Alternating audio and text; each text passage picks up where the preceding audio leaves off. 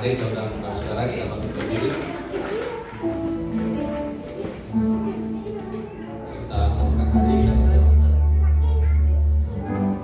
Bapa yang baik, kami sembah dalam nama Yesus Kristus. Terima kasih Tuhan buat malam hari ini, di hari keempat Tuhan. Penantian kami, pencurahan Roh Kudus-Mu bagi setiap kami Bapa. Terima kasih untuk kebaikan-Mu hingga malam hari ini. Tuhan, kami siapkan hati kami mau beri lagi Tuhan, menerima urapan Tuhan, urapan yang baru, anggur yang baru, minyak yang baru dicurahkan bagi setiap kami Bapa. Kami siapkan hati kami, berkati setiap kami Tuhan. Begitu juga saudara-saudara kami yang dalam perjalanan ke tempat ini, Engkau tibakan dengan tidak bermasalah dan penuh dengan sukacita. Terima kasih Tuhan Yesus. Haleluya. Amin.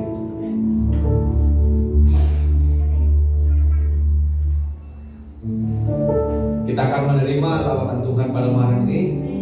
Amin. Antusias bagi saudara?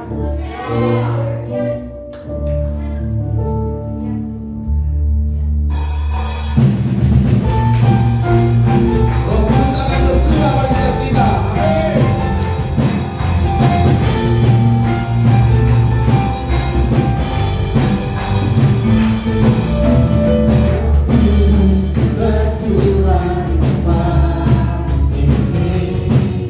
Urapan yang ajaib memulihkan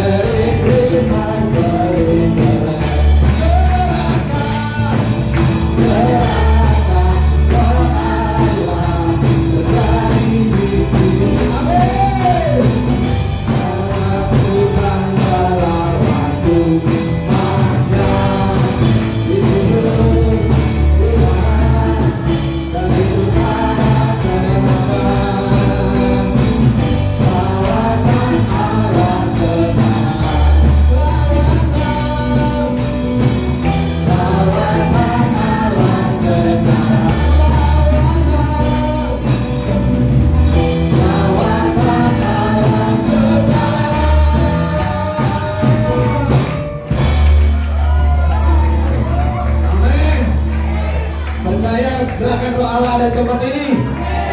Umat-umat Tuhan saja katakan, gerakan doa Allah ada di sini.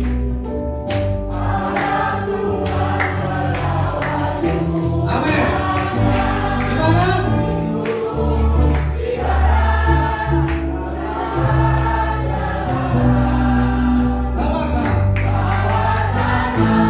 Sekali lagi saudara, gerakan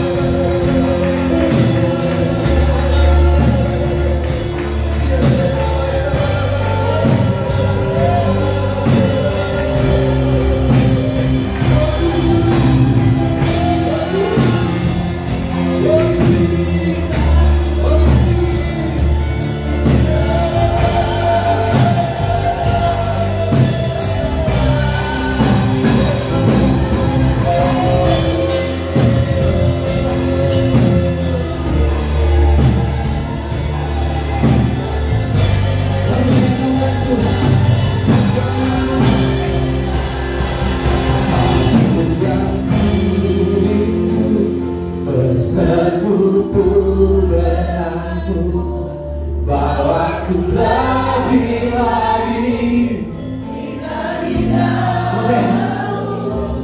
Kami mau menikmati hadirat-Mu. Engkau jamah setiap kami. Akan-Mu mengubah. Lebih lagi katakan, satu yang ku rindu bersekutu denganmu, bawaku lebih lagi tinggal di dalammu, nikmati hadiratmu, jamahlah seluruh hidupku. Ulasanku mengubah hidup.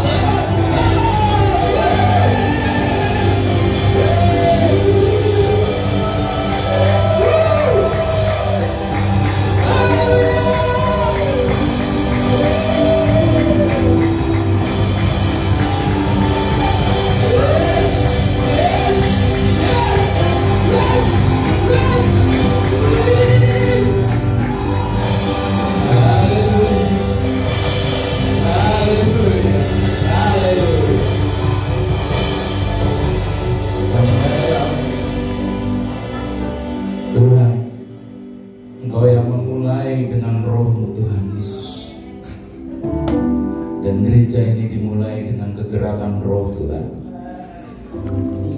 Biarlah kami berjalan di dalam Roh-Mu ya Tuhan Yesus.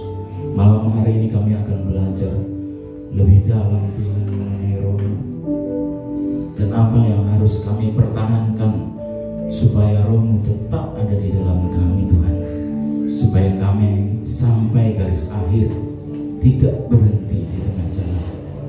Kami kami menolak segala pikiran jahat, segala sesuatu yang tidak benar, bahkan Tuhan firman yang tidak sesuai dengan kehendak-Mu kami tolak dalam nama Yesus.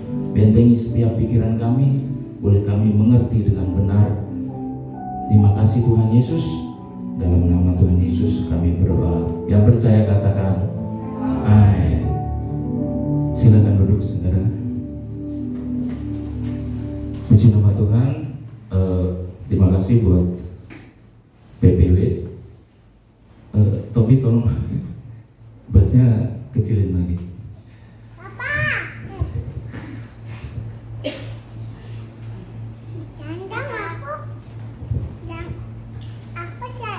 Puji nama Tuhan, malam hari ini kita akan belajar mengenai Roh Tuhan, saudara. Bagaimana Roh Tuhan itu berkarya di dalam setiap kegerakan rohani sebenarnya. Bukan sebenarnya, seharusnya demikian, saudara. Di situ coba slide-nya bisa.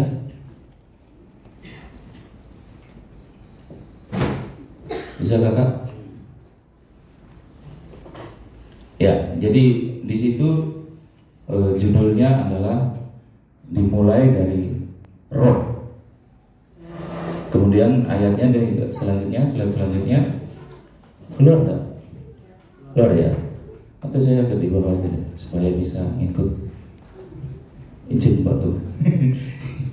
Lebih enak di sini ya, interaksi. Kalau Facebook Pro itu interaksi penting banget. Ketawa berarti main Facebook. Kejadian, kita bagi berdiri saudara. Kejadian pasal 1 ayat yang kedua. Kita baca sama-sama. 1, 2, 3 ya. Bumi belum berbentuk yang kosong, gelap gulita menutupi samudera raya, dan Roh Allah melayang-layang di atas permukaan air. Puji nama Tuhan. Terima kasih sudah menghormati firman Tuhan. Silakan duduk saudara. Jadi ini pernah saya bahas di Kulul Sakinah, tetapi waktu itu belum terlalu tuntas. Jadi malam hari ini kita tuntaskan sama-sama, dan nanti saudara akan terjawab dengan pertanyaan-pertanyaan yang mungkin saudara, oh ternyata begini. Contohnya nanti kita akan terjawab kenapa sih kita nggak boleh makan darah gitu. Nah, nanti di sini kita jawab. Nanti perhatikan gembala-gembalaku, nanti kalau ada pertanyaan itu di Kulul saudara, ini adalah jawabannya nanti ya. Jadi Tuhan itu memulai segala sesuatunya dengan kegerakan roh. Jadi dia mau menciptakan langit dan bumi aja, dia dalam bentuk roh gitu. Dan ada ayat yang lain mendukung bahwa Allah itu roh dan kebenaran, supaya setiap kita yang mau berjumpa sama dia, ya kita hidup dalam roh gitu. Jadi ini penting buat gereja yang beraliran karismatik untuk memahami ini. Bukan gereja saja sebenarnya, harusnya kita semua manusia memahami bahwa kita harus hidup dengan roh. Jadi segala sesuatu, misalnya pikiran saudara, jangan-jangan nanti habis ini saya begini, itu udah terjadi di roh, kemudian terjadi beneran di kenyataan. Selalu begitu saudara. Jadi selalu keadaan roh dimulai. Jadi peperangan rohani itu ada, saudara. Amin. Jadi saudara kalau pikirannya negatif, ya yang terjadi negatif itu roh. Kalau saudara pikirannya positif, memenangkan hari-hari saudara, yaitu saudara menang di dalam roh dan kebenaran. Kemudian slide selanjutnya, di situ Allah memulai dengan rohnya. Manusia hidup oleh hembusan roh Allah. Saya baca ya, Kejadian 2 ayat 7. Ketika itu Tuhan Allah membentuk manusia itu dari debu tanah dan menghembuskan nafas hidup ke dalam hidungnya. Demikian manusia itu menjadi makhluk yang hidup. Jadi manusia dikatakan hidup kalau roh, hembusan nafas atau roh Allah itu sendiri masuk di dalam diri manusia. Kita kalau ditinggalkan roh Allah, ya mati secara rohani, gak mati secara fisik ya. Sama aja kita dengan debu tanah sebenarnya begitu. Contohnya waktu iblis menggoda si Adam dan Hawa, terus Tuhan juga ngusir si ular itu, kan Tuhan ngomong debu tanah lah akan yang kau makan gitu. Bukan debu tanah ini saudara, tapi manusia-manusia yang tidak ada damai, tidak ada roh Tuhan di dalam dirinya, itu debu tanah. Makanya orang dunia yang tidak mengenal Tuhan, contoh gini, kemarin Pak Edo katanya ada dia kesaksian tukangnya yang dulu yang maaf kemudian mengenal Tuhan. Pertama yang dia rasakan apa ketika dia mengakui Yesus adalah Tuhan? Damai sejahtera. Nah ini yang penting saudara. Orang dunia itu tidak ada damai sejahtera. Kita mah banyak utang tapi tetap damai sejahtera saudara. Karena kita punya roh Allah gitu. Kalau selama Indonesia masih belum surplus, usaha juga masih tetap utang saudara. Susah itu, kita bicara bukan. Tapi kita bukan bicara soal uang ya saudara. Di mana-mana usaha di Indonesia ini agak susah. Karena memang negaranya aja sendiri berutang gitu. Apalagi kita semua gitu. Tapi bukan itu intinya. Apakah kita ada damai sejahtera? Dunia bolehlah tergoncangkan gitu saudara.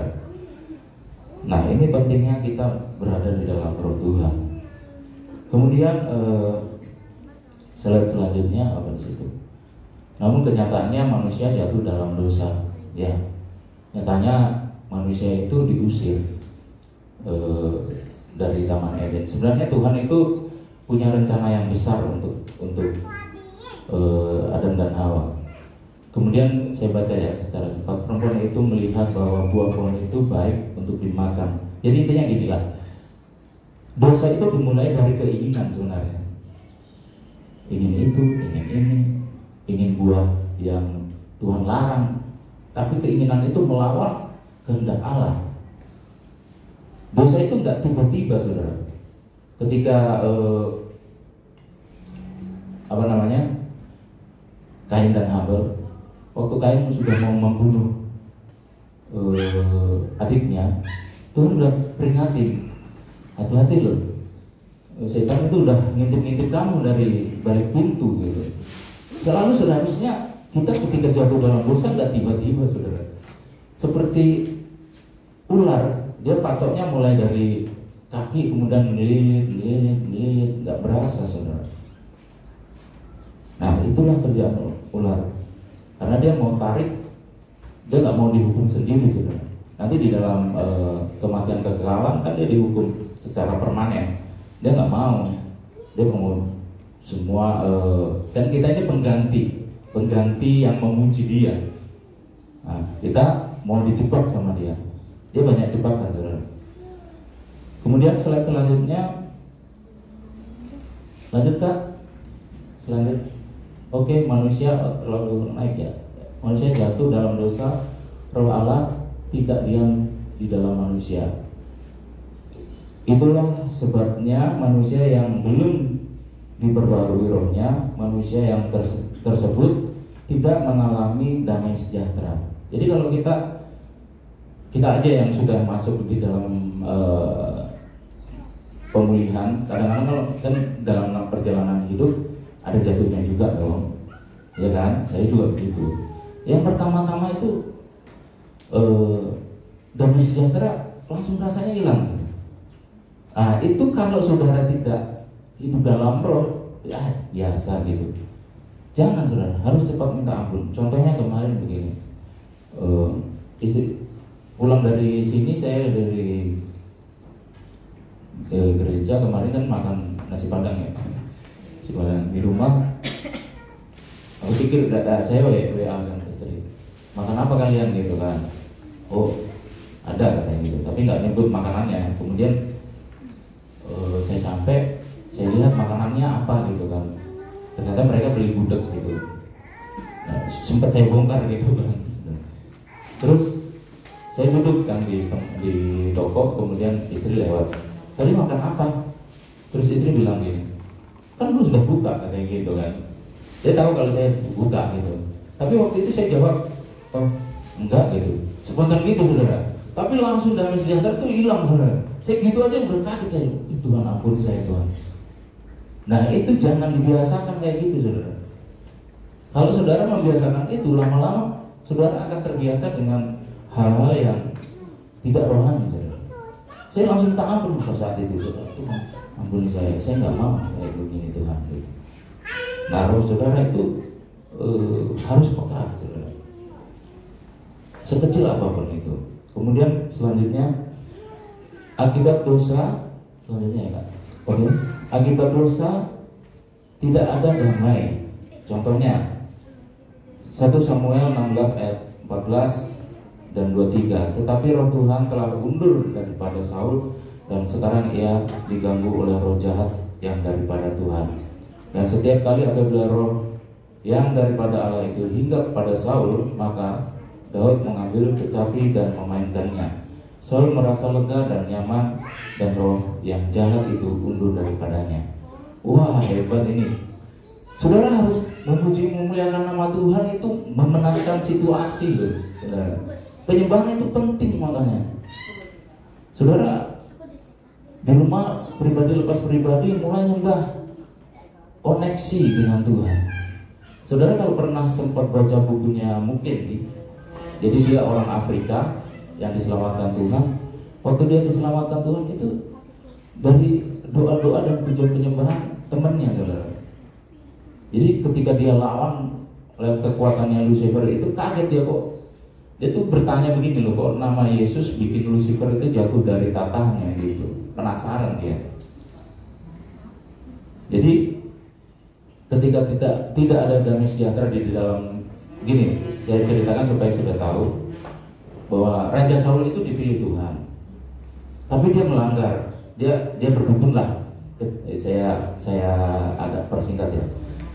Intinya dia mau tanya sesuatu gitu, dia malah nggak tanya Tuhan, dia pinginnya semau dia gitu. Dia tanya dukun, kemudian Tuhan marah lah, intinya begitu. Akhirnya Tuhan itu untuk roh jahat aja, saudara, Tuhan itu izinkan. Jadi roh jahat itu nggak sembarangan mengganggu kita sebenarnya sebagai manusia. Kalau Tuhan nggak kesel gitu ya, udah bandel banget gitu kan, udah biarin gitu kan sama Tuhan.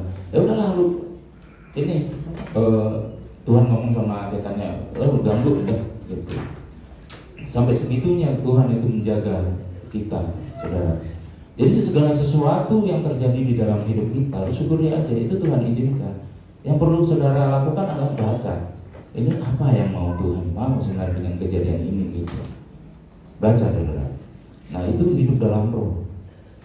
Kemudian ayat yang 23, ketika Daud, makanya Daud itu berkenan di hati Tuhan karena dia tuh suka memuji Tuhan. Bukan berarti Daud nggak pernah melanggar. Bahkan dia selingkuh sama istri prajurit dia bunuh, dia suruh di depan peperangan saudara, misalnya pasukan tempur dia disuruh paling depan biar mati katanya gitu, istrinya gue ambil. Sejahat itu si Daud tuh. Tetapi kenapa dia berkenan? Karena dia mau bertobat saudara. Jadi ketika kita berjalan di dalam roh, bukan berarti kita nggak jatuh dalam dosa, tetapi ketika kita tahu ini dosa Tuhan, ampun, minta ampun. Nah itu yang nggak dilakukan oleh Saul. Saul waktu itu diperingati oleh Nabi untuk bertobat, dia nggak mau, nggak peduli dia. Aduh bahaya. Jangan sampai kita begitu. Bukan berarti sekali lagi kita sebagai anak Tuhan nggak pernah jatuh saudara. Saya juga sering jatuh. Tapi minta ampun itu yang paling penting. Itu yang dia suka Tuhan. Memuji lagi, menyembah Dia supaya roh yang mengganggu kita itu tidak berkuasa, kita menangkan situasinya. Kemudian lanjut. Lalu bagaimana agar roh Allah kembali diam di dalam manusia? Agar roh Allah kembali diam di dalam manusia, tentunya lewat pemulihan janji, lewat penebusan Kristus, di mana hanya darah Kristuslah yang dapat menebus darah atau nyawa kita. Itu sebabnya kita setelah menerima Kristus dan bersekutu dalam perjamuan kudus, tidak boleh lagi makan darah yang lain, baik itu darah binatang dan lain-lain. Sebab darah adalah nyawa, dan di dalam darahlah segala bentuk partikel berada, termasuk partikel virus, penyakit. Dengan adanya darah Yesus yang kita terima, virus kematian kekal dikalahkan oleh darah Yesus dan diubah menjadi kekekalan. Jadi begini saudara, kita itu ketika jatuh dalam dosa ada penembusan lewat darah Kristus. Kita menerima perjamuan kudus. Ketika kita menerima perjamuan kudus, tentunya darahnya kita ini udah bersekutu dengan darah Kristus. Nah, ini yang menyebabkan Tuhan melarang kita untuk minum darah lain, karena darah itu nyawa. Kalau saudara makan darah yang lain, virus-virus yang misalnya katakanlah, maaf ya, saya juga dulu pernah makan itu gitu. Jadi kita kan belum tahu dulu kan. Jadi dengan darah itu kan kita misalnya di rumah sakit supaya kita tahu ini penyakitnya apa sih. Yang dites bukan kepala, bukan rambut, bukan kaki, bukan kuku, saudara. Darah, saudara. Soalnya di darah itulah semuanya terkontrol. Jadi sampai sini paham ya, saudara. Jadi nanti kalau ada pertanyaan mungkin terutama kul-kul, kenapa kita nggak boleh makan darah? Itu jawabannya, saudara. Karena darah itu nyawa. Contoh lagi, saya pernah ketemu sama orang masih kecil ya, kasihan juga sih. Dia harus transfus darah setiap bulan gitu kan, karena ada sakit. Kemudian dia cerita mamanya, anak ini bisa berubah-berubah pak. Maksudnya tergantung darah yang dimasukkan ke dia. Jadi darah itu karakter orang, nyawa, saudara. Jadi makanya Tuhan menyelamatkan kita lewat darah. Penting ya, sampai di sini itu penting banget ini saudara, pengertian ini saudara. Supaya saudara maksimal dengan Roh Kudus. Ketika kita sudah memahami ini saudara, kita harusnya maksimal sama Roh Kudus. Karena darah Yesus yang menyatu dengan kita itu yang membuat Roh Kudus semakin leluasa, bebas untuk berkarya di dalam hidup kita. Amin. Selanjutnya Kak, Imamat 17 ayat 14. Karena darah itu, ini bukan saya yang ngomong ya, ini firman Tuhan. Karena darah itulah nyawa segala makhluk. Sebab itu aku ini Tuhan ya telah berfirman kepada orang Israel, darah makhluk apapun jangan kamu makan, karena darah itu nyawa segala makhluk. Setiap orang yang memakannya harus dilenyapkan. Sampai bagian terakhirnya sampai ngomong gitu Tuhan. Karena Tuhan nggak suka, cukup darah Yesus. Kalau kita imani, makanya kalau ada virus-virus penyakit di dalam diri kita ya, kalau kita dengan perjamuan kudus, dengan iman yang benar, dengan roh yang kuat, pemahaman yang kuat, virus-virus itu hilang, kalah sama darah Yesus. Amin. Kemudian selanjutnya Kak, oleh karenanya kita perlu pembaruan roh. Yohanes 1 Yohanes 1 ayat 9, jika kita mengaku dosa kita, maka ia adalah setia dan adil, sehingga ia akan mengampuni segala dosa kita dan menyucikan kita dari segala kejahatan.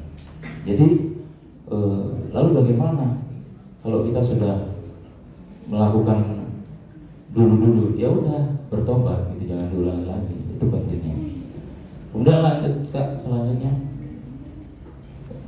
terlalu naik saya buatnya. Roma 10 ayat 10 itu saudara. Karena dengan hati orang percaya dan dibenarkan, dan dengan mulut orang mengaku dan diselamatkan. Jadi harus ada, supaya roh Tuhan itu kembali. Yang tadi yang Adam dan Hawa itu kan rohnya udah putus antara manusia dengan Tuhan. Supaya kembali kita pengakuan, kita ini kan anak-anaknya Adam, udah dosa nih kan. Nah, perlu pengakuan di dalam diri kita supaya kita dibenarkan. Setelah kita dibenarkan, terus apakah kita melakukan dosa lagi? Enggak dong. Kita harus hidup dalam kebenaran itu. Tapi apakah kita bisa benar terus? Enggak bisa, saudara. Jadi bagaimana? Minta pimpinan roh. Makanya penting malam hari ini kita belajar tentang Roh Kudus. Karena Roh Kudus itulah yang insafkan. Saudara berember-ember ngasih tahu teman rohani saudara misalnya yang dia melawan arus gitu, melawan jalur, tidak akan pernah saudara selama Tuhan tidak izinkan. Kita mengingatkan boleh, tapi kalau udah sampai menghakimi bahaya saudara. Jangan sampai mengambil bagian Tuhan Yesus. Dan bisa menghakimi hanya Tuhan Yesus saudara. Jadi pertobatan itu kita tunggu aja. Misalnya kita udah kasih tahu, atau kita diri kita secara pribadi, Tuhan aku kok jatuh terus ya. Terus minta waktunya Tuhan supaya Tuhan angkat kita saudara. Amin.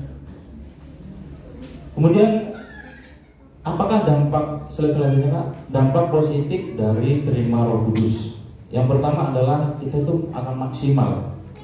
Maksimal seperti apa? Coba Keluaran 31 ayat 3. Dan telah kupenuhi dia dengan Roh Allah, dengan keahlian dan pengertian dan pengetahuan dalam segala macam pekerjaan. Jadi ini bicara tentang bait suci ya. Jadi waktu itu misalnya gereja kita mau bikin gereja, maunya Pak Gem itu begini gitu kan. Nah tukangnya itu kita doain gitu.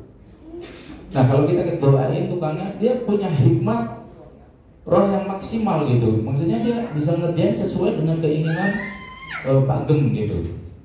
Nah itu perlu juga ketika kita punya roh Allah itu, harusnya kita itu maksimal. Misalnya kita mau usaha apa, atau kita ngerjain apa, atau kita dalam satu perusahaan kita kerja apa, itu maksimal harusnya.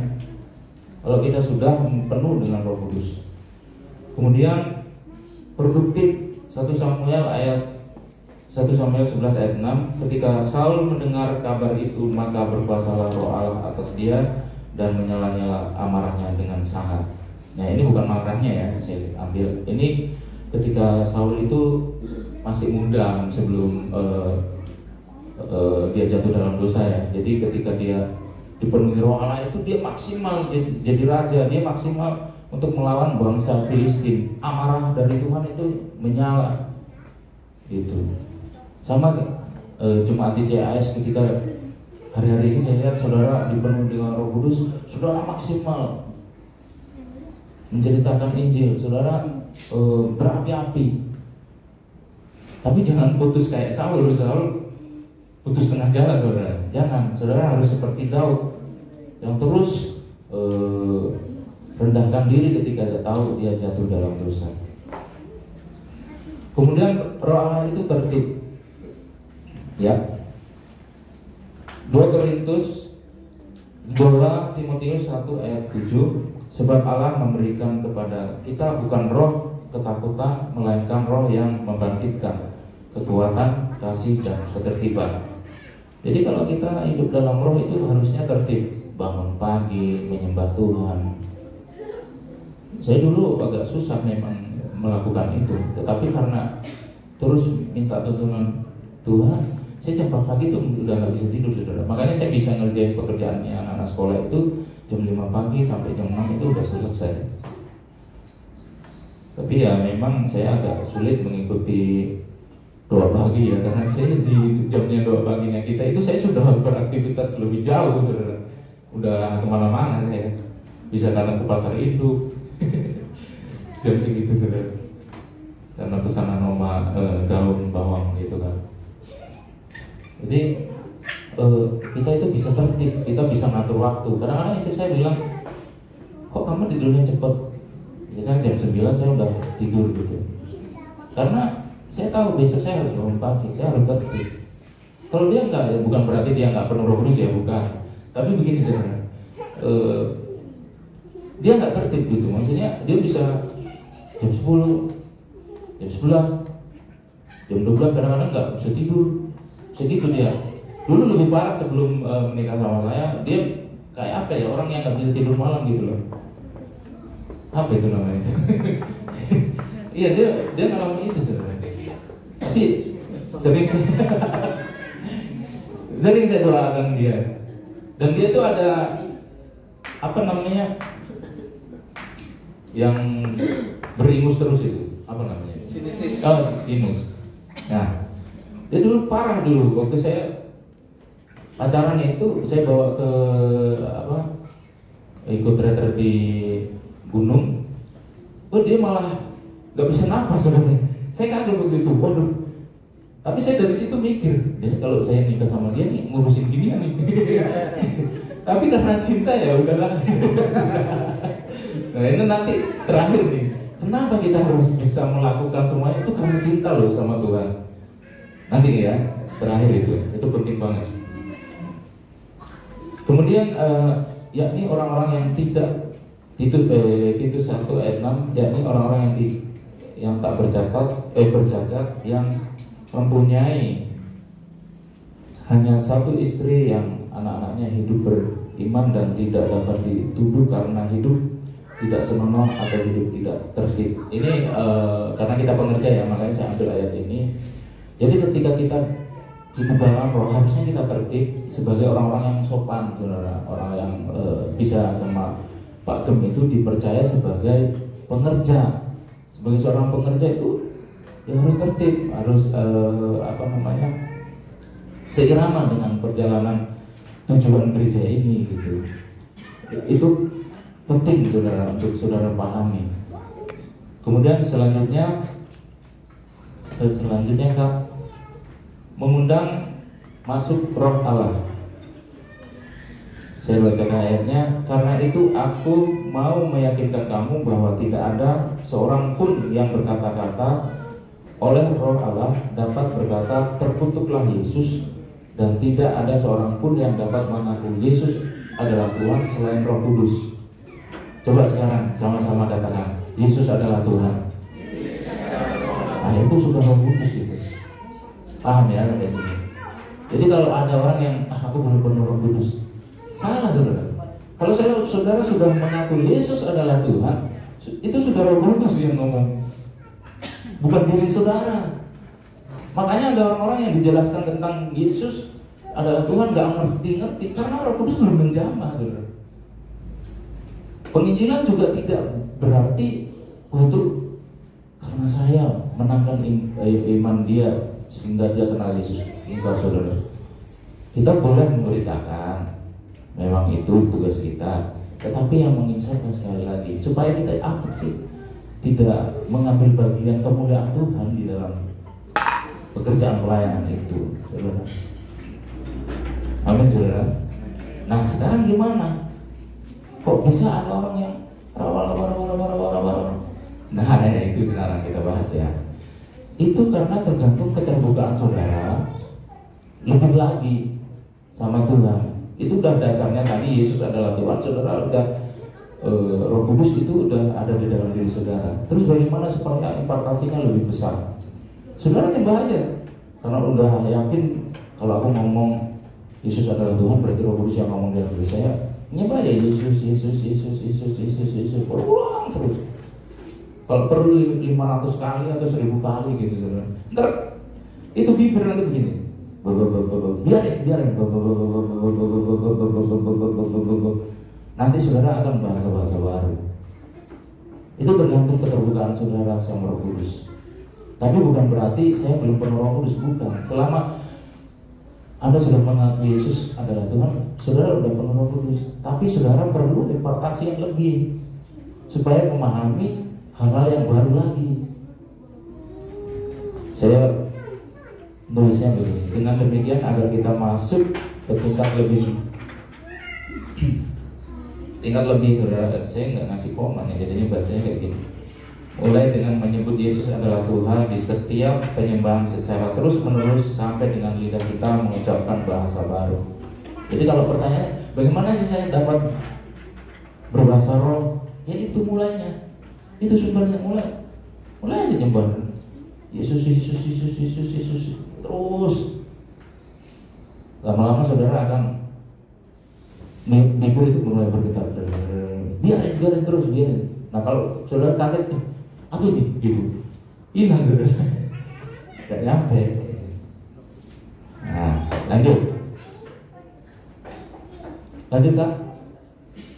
Lalu setelah Roh Allah di dalam kita untuk bertahan dalam jalur pemurnian kita perlu mengasihi Tuhan. Nah ini yang saya bilang tadi. Kenapa saya bisa melakukan semua itu di pada istri saya udah tahu waktu itu body dia melebar kanan ke kiri sampai ada yang, saya bukan ini ya main fisik ya, bukan, tapi ada yang bertanya ke saya, Markus itu kan calon kamu gitu, yakin lo sama dia? Yakin sih. Jadi karena saya cinta sama dia gitu, sama kita dengan Tuhan, mengikut Yesus itu susah atau gampang? Susah, karena masuk di dalam lubang jarum, saudara, sempit. Tapi karena kita cinta sama Tuhan, harusnya kita bisa melakukannya. Nah ini bedanya, saudara, ini saya sedikit agak perlebar ya.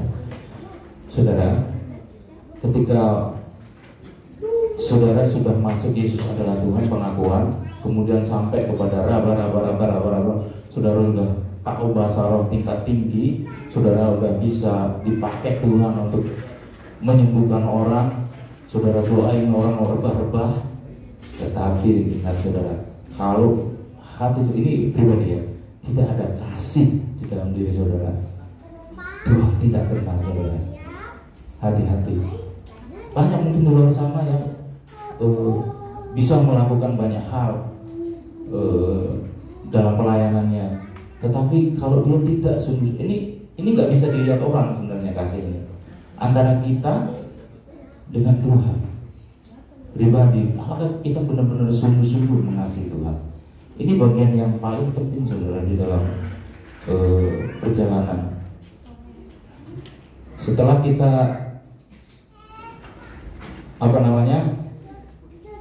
mengenal Yesus, ada roh Tuhan di dalam diri kita, udah berkarya. Karena begini saudara, apa yang Tuhan sudah berikan, senjata perang, itu yang sudah kita percaya, Tuhan percayakan. Dia tuh tidak serta-merta langsung mengambilnya. Kadang-kadang kita berdosa pun senjata itu masih bisa dipakai. Itu yang ngerinya saudara. Kadang-kadang kita berdosa bisa doain orang bisa sembuh, bisa. Karena senjata yang kita pakai yang dulu-dulunya yang Tuhan percayakan masih ada. Kemuliaan Tuhan yang dulunya masih ada. Tetapi apakah kita benar-benar mengasihi Tuhan? Kalau kita mengasihi Tuhan itu harusnya tidak berdosa saudara. Matius 22 ayat 37 sampai 38, jawab Yesus kepadanya, "Kasihilah Tuhan Allahmu dengan segenap hatimu dan dengan segenap jiwamu dan dengan segenap akal budimu. Itulah hukum yang terutama dan yang terutama." Jadi saudara, ya, semua hukum di dunia ini, termasuk hukum Alkitab yang kita baca, hukum surga pun berdasarkan dua prinsip ini. Mengasihi Tuhan, mengasihi sesama. Itu aja tujuannya. Itulah dibuat hukum-hukum yang tetek bengek itu, supaya kita bisa mengasihi Tuhan dan mengasihi sesama. Dibuatlah hukum-hukum Taurat itu yang kalau saudara baca Imamat itu saudara, itu udah paling ngantuk saya kalau baca itu saudara. Karena di situ hukum semua. Itu dibuat semua supaya tujuannya cuma dua ini, mengasihi Tuhan sama mengasihi sesama. Selama tidak ada kasih, saudara tidak akan pernah bisa melakukan hukum Taurat itu. Bisa, tapi jadinya apa? Munafik saudara, terlihat gitu. Ini penting saudara, hidup dalam roh itu bergandengan dengan itu. Kalau enggak, sayang gitu. Kemudian Matius 22 ayat 39 sampai 40. Dan hukum yang kedua yang sama dengan itu ialah kasihilah sesama manusia seperti dirimu sendiri. Pada kedua hukum inilah tergantung seluruh hukum Taurat dan kitab para nabi. Bahkan kitab para nabi pun dua hukum ini, saudara. Jadi kalau kita melayani juga, kadang-kadang kalau yang wah dia melayani nggak dengan kasih, atau nggak usah dia lah. Misalnya saya, hari ini saya habiskan waktu saya melayani Tuhan nggak dengan kasih, sayang saudara, buang-buang waktu. Selanjutnya Kak, Dengan adanya kasih di dalam diri kita, kita tidak menyimpan sakit hati dan juga kita dapat memaafkan orang lain. Jadi dengan kasih, apakah bisa orang berbahasa roh sampai ke tingkat 7 tetapi tidak memaafkan orang lain? Bisa, Bu. Bisa, dia bisa gitu. Tapi ada kepahitan yang dia tidak lepaskan. Nanti Tuhan nggak kenal itu. Kalau kita sudah roh di dalam diri kita sudah dipulihkan Tuhan, harusnya bisa sampai di titik mengasihi Tuhan. Ya, kita maafkan orang yang menyakiti kita. Harusnya begitu, saudara. Apakah orang bisa sampai ke tingkat 7 tadi bahasa rohnya tidak memaafkan? Ada loh, saya ada pernah temui orang yang bahasa rohnya udah hebat, tapi ketika disentuh kepahitannya, keluar dah nyemutnya. Ya, kita nggak seperti itu. Kita di sini Tuhan persiapkan untuk orang-orang yang benar-benar tulus mengasihi orang lain, memaafkan orang lain, menerima orang lain apa adanya. Apakah kita tersakiti? Ya udahlah, nggak apa-apa. Kasih kan menutupi segala sesuatu. Amin, saudara. Amin. Wah, semangat ya, Pak.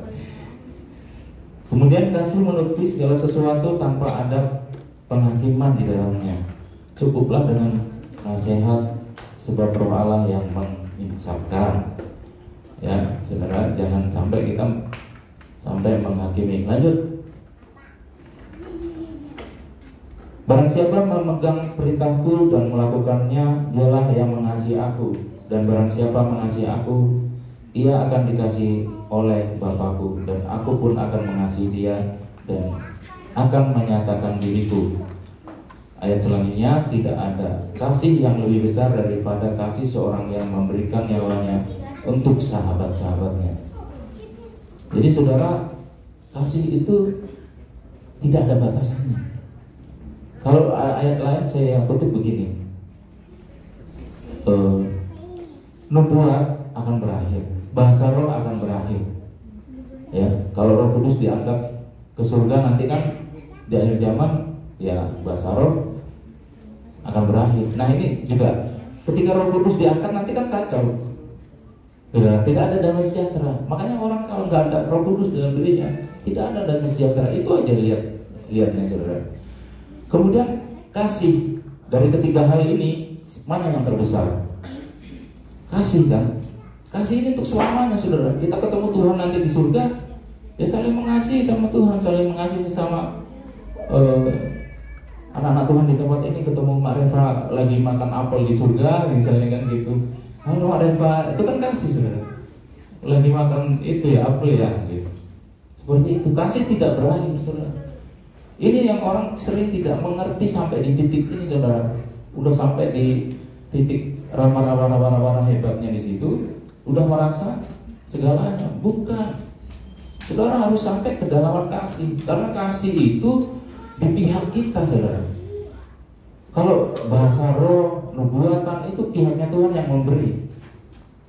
Tapi respon kita adalah kasih. Apakah kita benar-benar mengasihi Tuhan? Karena semuanya itu akan berakhir, tapi kasih kita sama Tuhan nggak akan pernah berakhir, saudara. Coba kita lihat nanti ada ayat yang kasih mana yang harusnya kita terima, ya saudara. Hubungan kasih dan Roh Kudus. Lanjut Kak. Hubungan kasih dan Roh Kudus.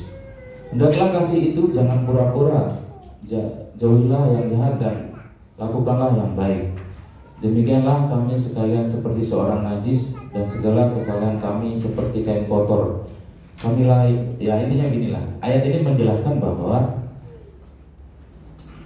tanpa Roh Kudus kasih itu ada yang berpura-pura.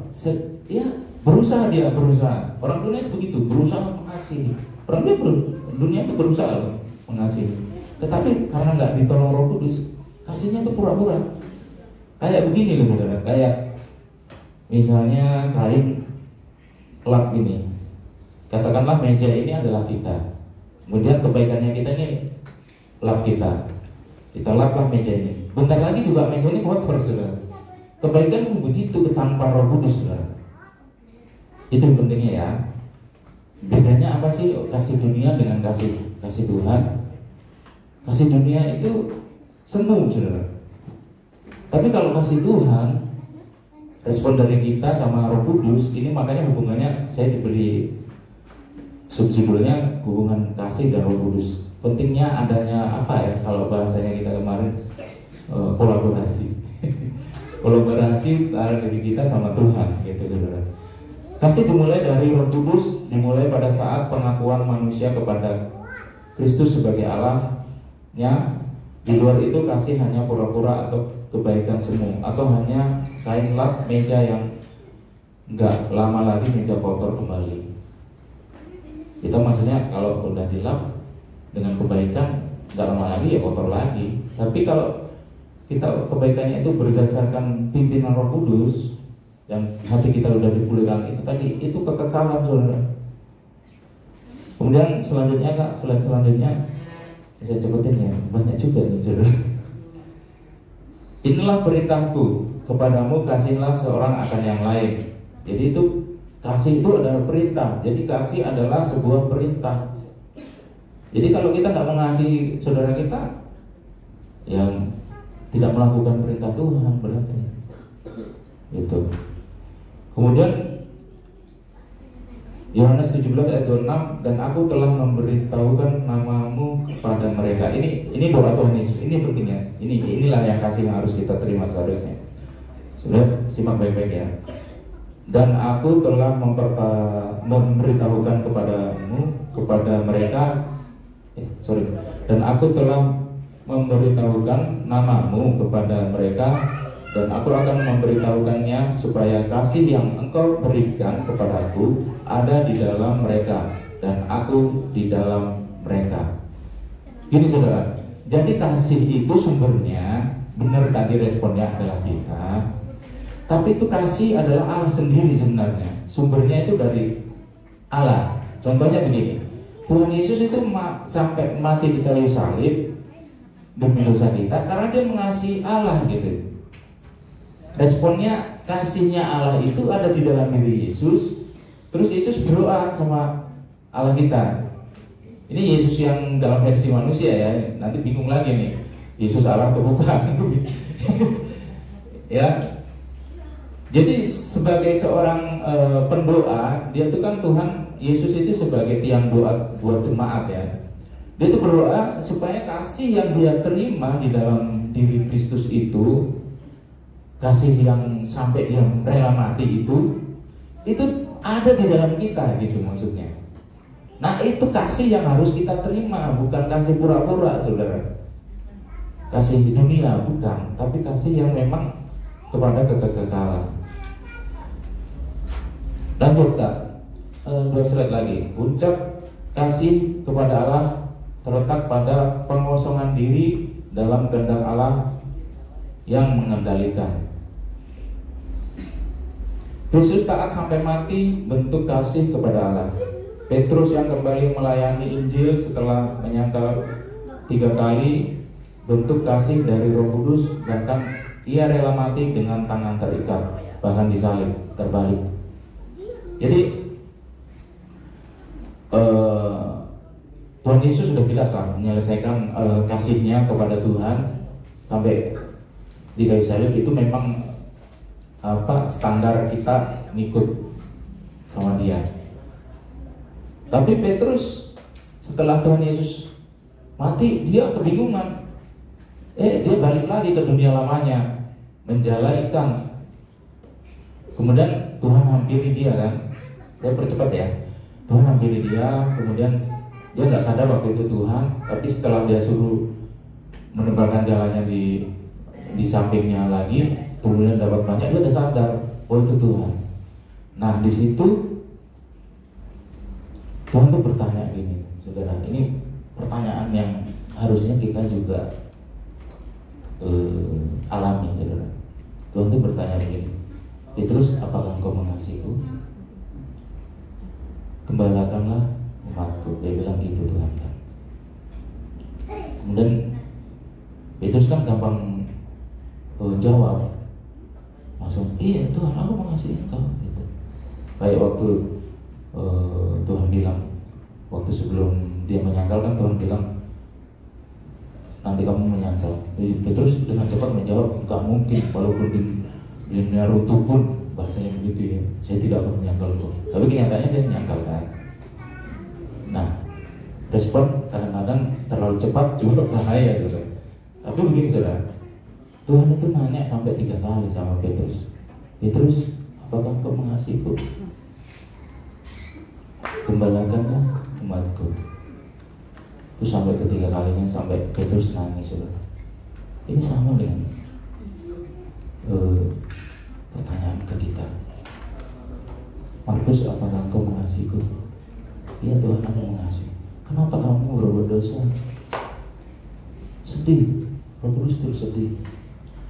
Perlu kasih saudara, supaya kita menjalani hidup dengan roh. Setelah kita terima roh, kita dipulihkan, supaya kita tetap di jalur kebenaran. Perlu adanya kasih saudara. Kasih itulah yang membuat kita cinta sama Tuhan. Kasih itulah yang membuat saya juga bertahan dengan istri saya yang katanya begini begitu. Mungkin saudara juga begitu. Mungkin dulu waktu pacaran belum kenal, tiba-tiba kenal, tapi apakah harus bercerai? Enggak, saudara. Karena kita mengasihi pasangan kita. Apakah kita secara rohani sebagai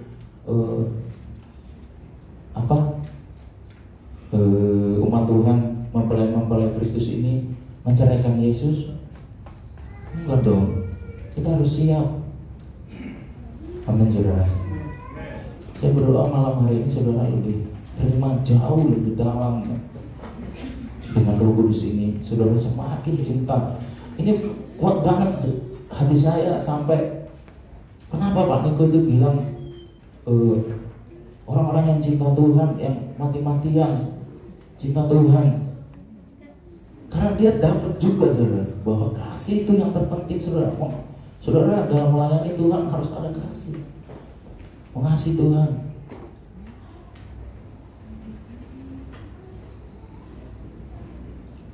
Selanjutnya kakak, selanjutnya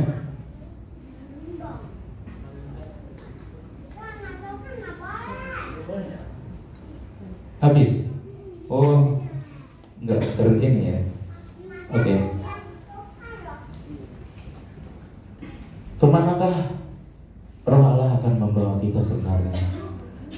Yang pertama yaitu Roh Allah akan menuntun kita ke dalam kekekalan. Itu artinya juga membawa kita ke dalam kematian daging manusiawi kita.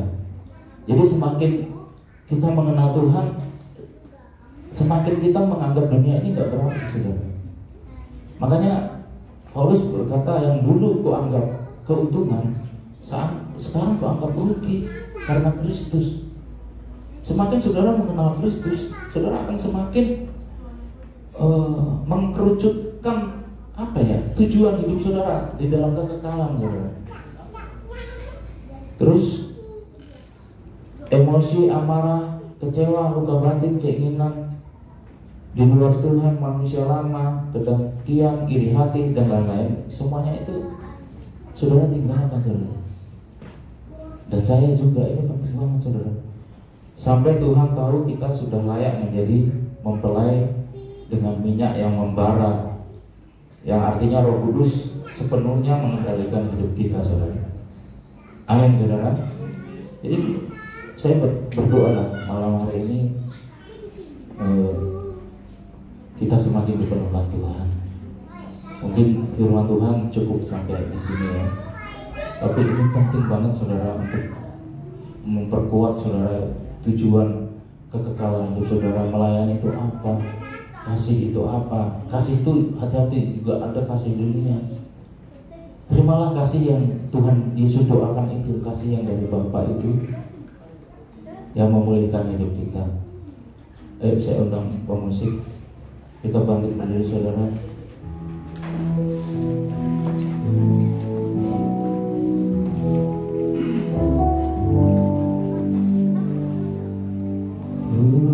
Tuhan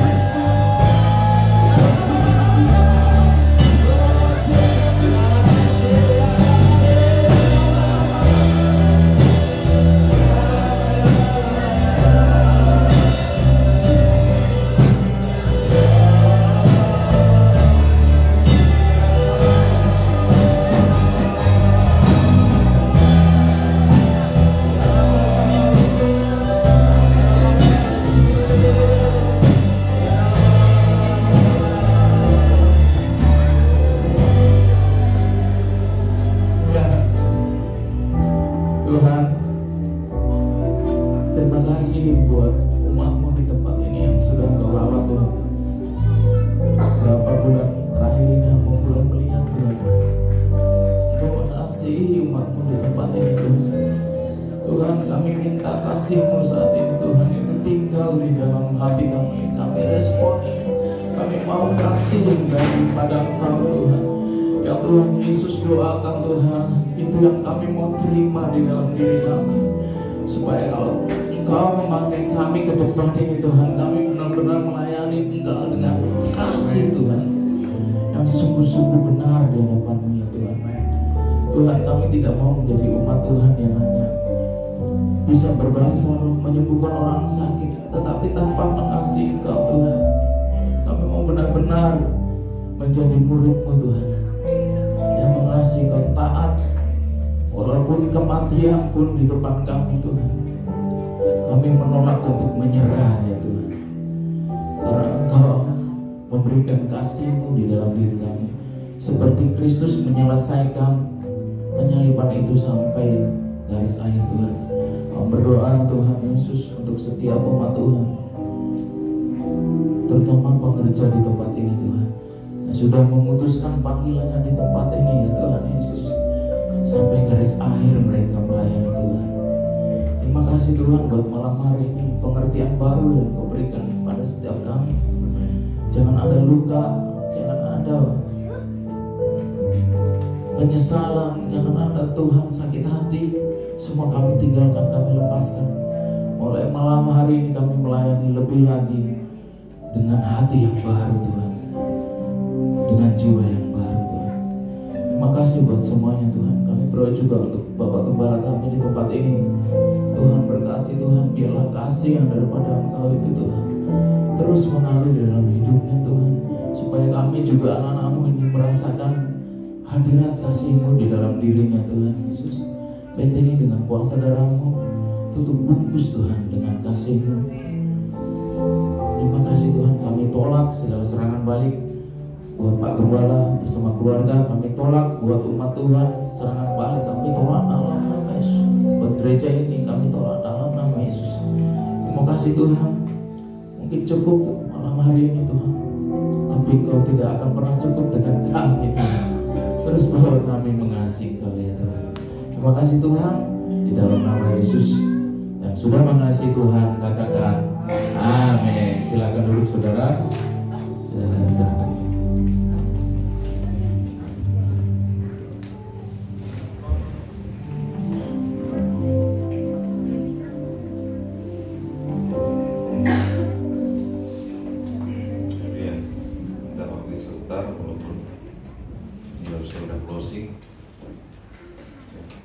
Sebentar ya. Halo? Ji, bertahan? Ya, mungkin besok waktunya lebih singkat. Nah, saya mau tambahkan dikit.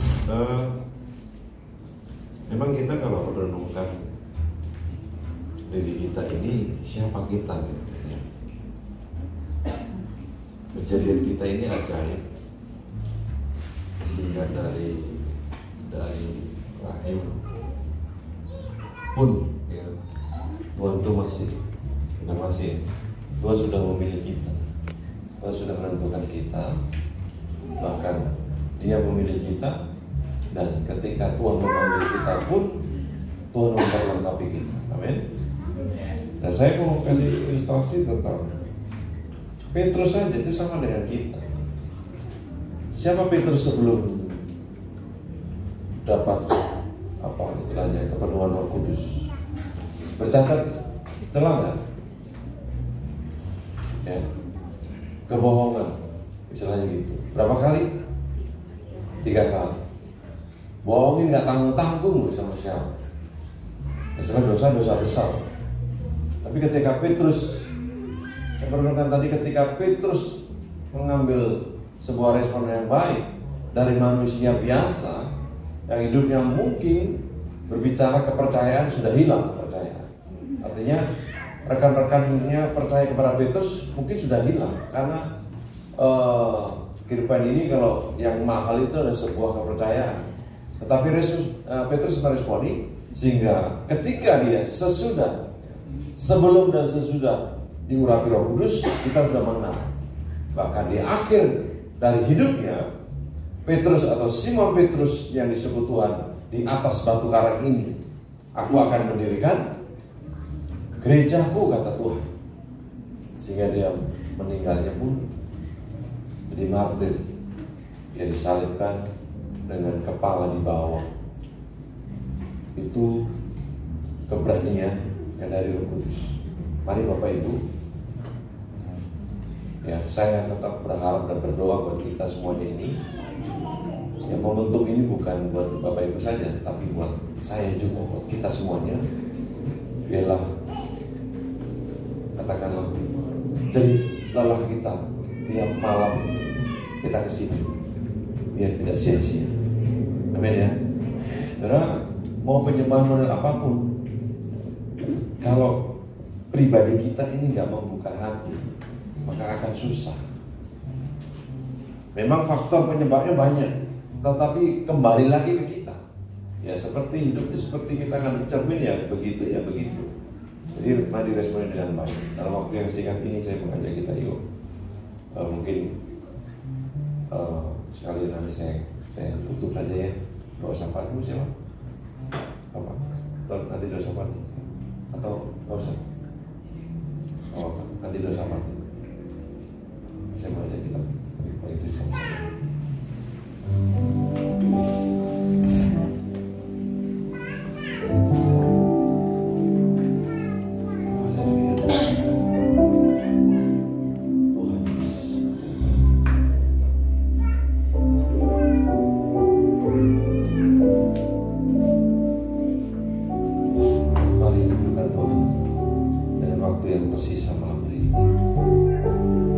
Ku sembah, ku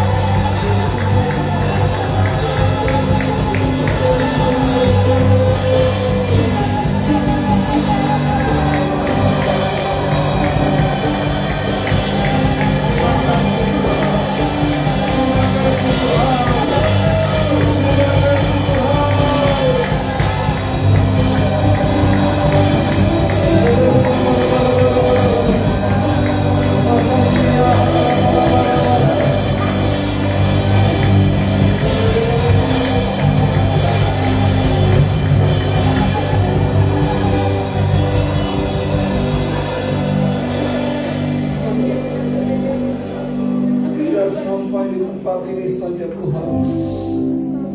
Kami ingin lawatan Tuhan Yesus sampai kami keluar di tempat ini, di sepanjang jalan di rumah kami Tuhan Yesus. Berkaryalah terus Tuhan Yesus. Ampuni kami ketika kami membatasi ruang dan waktu Tuhan. Namun kami percaya satu hal, Engkau yang berkuasa atas waktu Tuhan. Roh Kudus, lawat kami dimanapun kami berada. Lawat kami dan baptis kami dan penuhkan kami. Ketika kami beraktivitas pun, kami rindu Tuhan tetap mengurapi kami. Terima kasih Tuhan, terima kasih. Terpujilah nama-Mu Tuhan. Engkau baik, sungguh baik. Akan mengakhiri malam hari ini.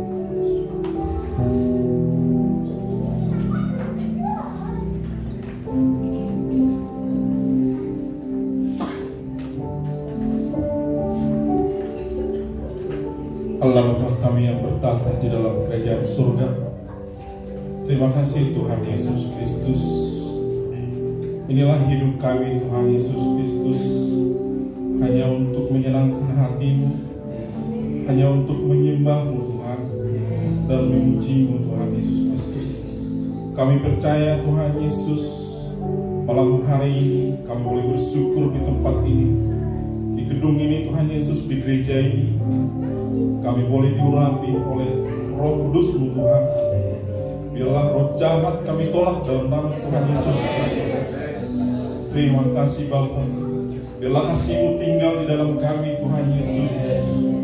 Biarlah boleh kami Tuhan Yesus, apa yang dikatakan oleh firman-Mu Tuhan Yesus, biarlah kasih kami tidak pura-pura Bapa terhadap kami, terlebih terhadap-Mu Tuhan. Terima kasih Bapa. Kami percaya Tuhan Yesus, firman-Mu yang disampaikan oleh hamba-Mu, kami boleh diberkati Tuhan Yesus pribadi lepas pribadi. Terima kasih Tuhan Yesus, berkati hamba-Mu Bapak Markus yang telah menyampaikan firman-Mu Tuhan Yesus. Biarlah boleh hamba-Mu ini semakin merah Tuhan pakai di tempat ini Bapak. Biarlah boleh Tuhan berkati keluarganya, istri dan anak-anaknya Tuhan Yesus. Terima kasih Bapak, berkati setiap usahanya. Biarlah boleh usahanya berhasil Tuhan Yesus. Terima kasih Bapak, kami juga boleh berdoa terkhusus untuk hamba di tempat ini, Bapak Gembala kami, Bapak Pendeta Abraham Cesaniman.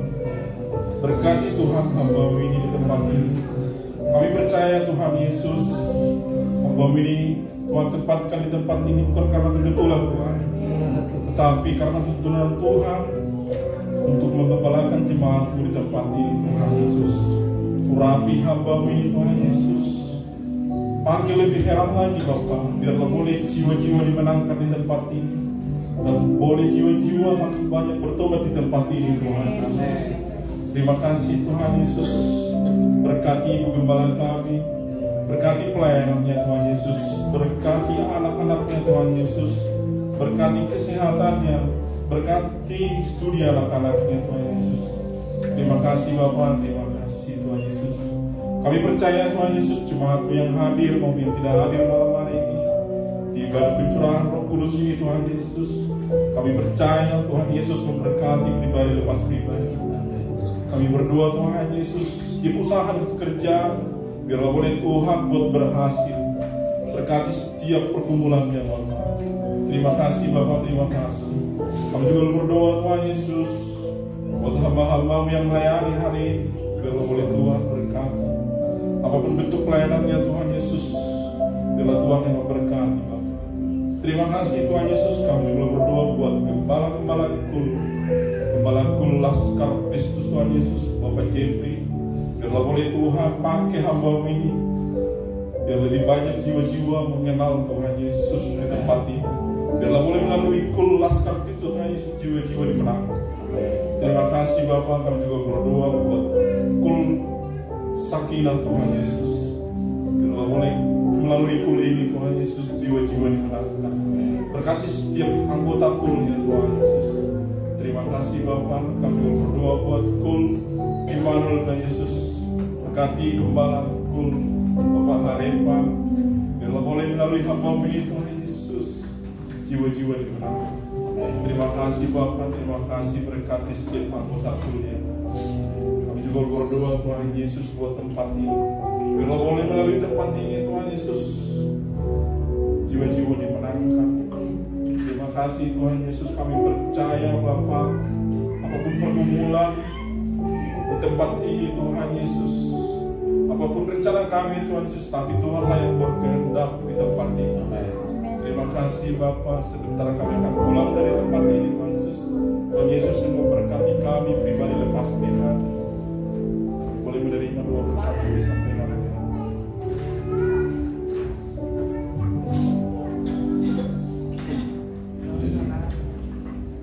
Tuhan Yesus dengan iman ketika kami mengangkat tangan kami, maka turunlah berkat atas kami. Curahkan berkat itu berlimpah-limpah di dalam nama Bapa, Putra dan Roh Kudus, di dalam nama Tuhan Yesus. Persekutuan yang indah dengan Roh Kudus akan memberikan kami damai, sejahtera, sukacita, kekuatan, penghiburan yang datangin dari Roh Kudus turun atas kami mulai hari ini sampai Maranatha Tuhan datang dua kali menjemput kita dalam permainan dan kasih-Nya kekal selama-lamanya. Mari berkati Tuhan, sama-sama katakan amin.